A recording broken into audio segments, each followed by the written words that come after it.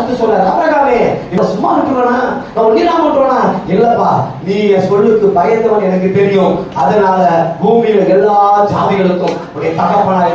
ஒரு குழந்தைக்கு வழி இல்லாதவன எல்லா ஜாதிகளுக்கும் தகப்பனா மாத்திட்டார். ஒண்ணுமே இல்லாதவன் ஆனா கொடுக்கறது என்ன தெரியுமா? சில நேரத்துல தேவன் கொடுக்கிறது உங்களுக்கு புரியவும் புரியாது, அதை கிரகிக்க முடியாது. இது எனக்கா செஞ்சாரு, இது எனக்கா செஞ்சாரு. தாவீது சொல்றாரு பாருங்க, என் தெற்கத்தி விலங்குகளை திருப்பது போல கர்த்தர் என் சிறையிருப்பை திருப்புகிறார். அவர் என் சிறையிருப்பை திருப்பும் போது நான் சொப்பனம் பார்க்கிற மாதிரி இருந்தோம்.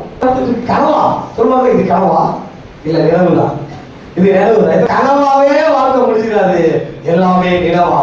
எங்க அப்பா கனவை மட்டும் பார்க்க சொல்ல மாட்டார், கனவோடு சேர்ந்து நினைவாகவும் கொடுக்கிற தெய்வமா இருக்கிறார். கனவு மட்டும் பார்க்க வைக்கிற தெய்வம் அல்ல, கனவை நிலவாக்குகிற தெய்வம். யோசேப்பு சொப்பனத்தை பார்த்தான், சொப்பனத்தை மட்டும் காட்டல, சொப்பனத்துல என்ன சொன்னாரோ அதை வாழ்க்கையில நிறைவேற்றினார்.